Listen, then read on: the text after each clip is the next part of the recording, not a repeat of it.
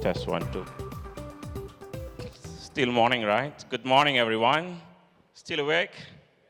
All right, I'll make it very short, sweet, very fast, that this topic cannot cover in 20 minutes. All right? I hope I don't disappoint anyone. And my name is Chandra. It's very straightforward there. Just for information, I'm from Philip Morris.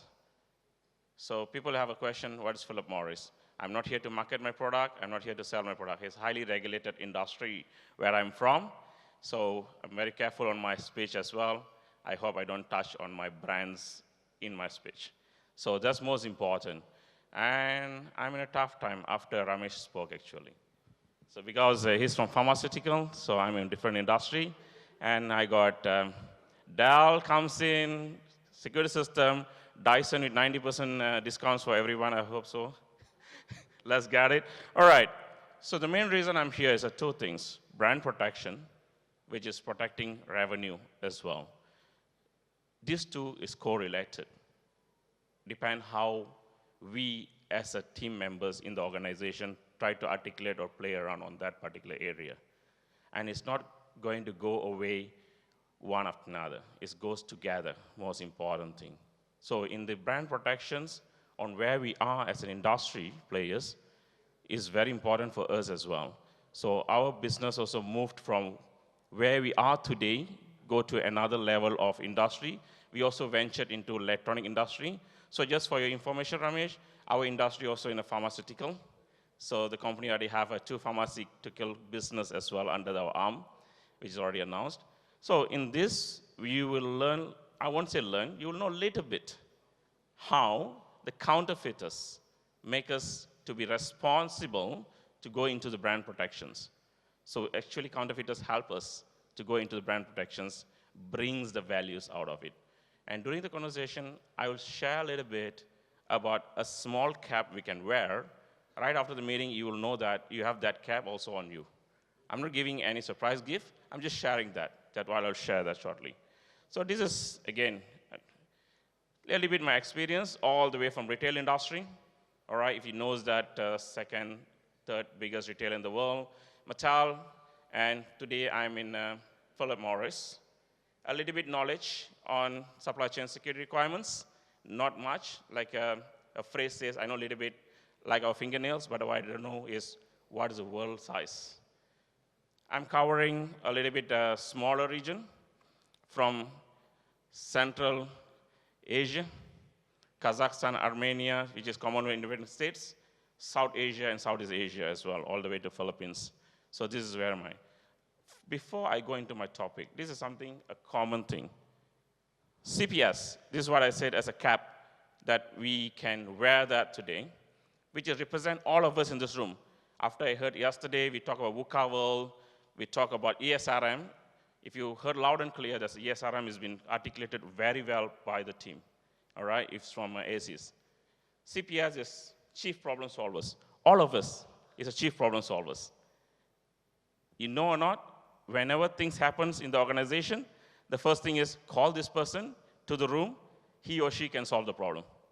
And we've been number of organizations where we go into the room, number of people inside, everybody can point to the problems. A lot of people can point the problems.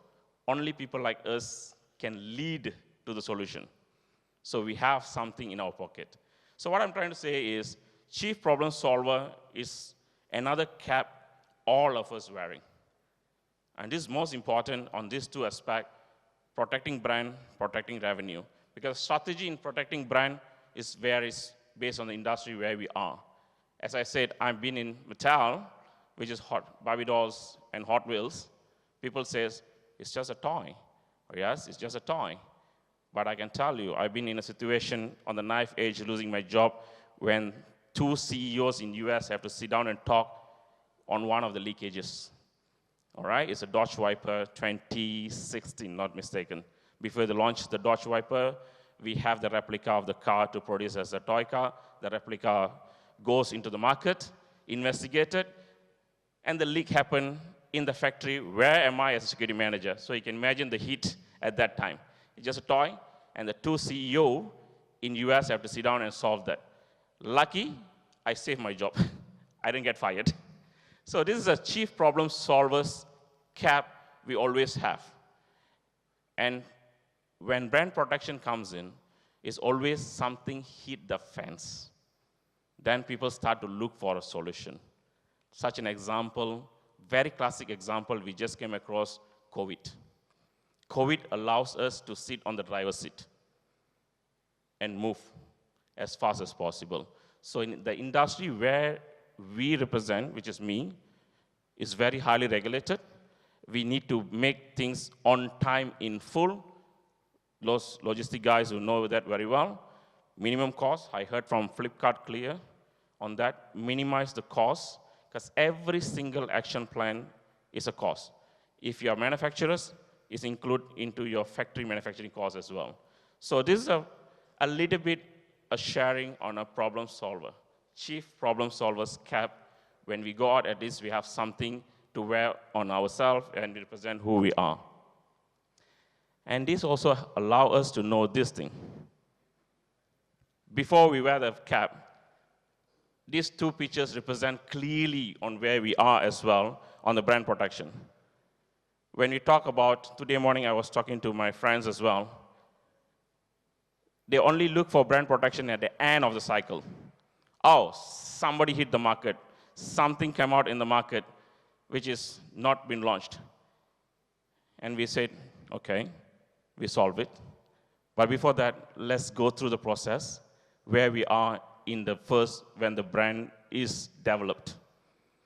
And multiple times in that meeting, someone will put the head into the sand like an ostrich. No problem. We got no issue in the product development. So when we go into touch to certain thing in the engineering sides where the product is developed, on the brand protection starts from there. When the idea been drafted, idea been sketched in a room.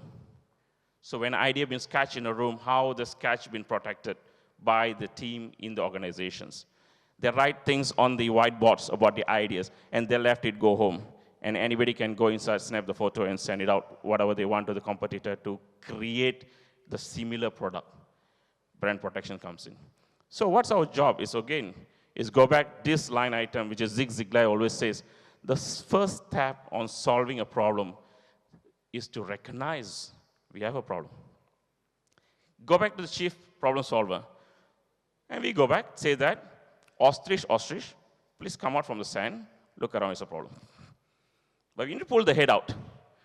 And it's going to be tough and rough conversation as a leaders who are going to wear the cap of problem solver. Because we are not in the business of selling ice creams. We cannot please everyone. So at that conversation, we're going to talk to the C-suite leadership members. And this is where it brings the values, our existence on the brand protections. When you say brand protections, values, I heard loud and clear yesterday, values and values and values. The bigger the problem we solve, the bigger values we bring to ourselves and our organizations where we sit. So always look for the problems to solve it.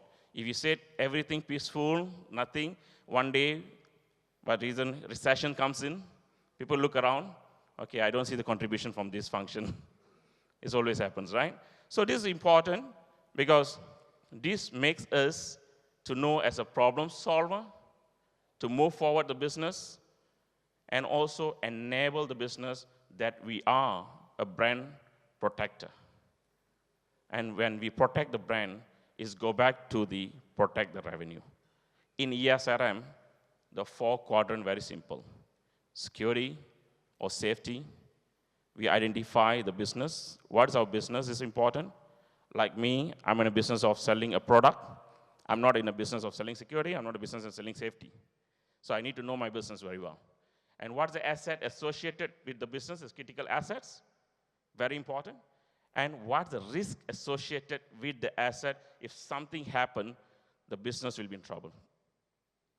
Then the risk, I need to identify clearly what is the mitigation factor. Elimination will not work always. Totally will not work, right? Then I go back to the leadership team members, I communicate. This is a risk. And the leadership team members will make a decision.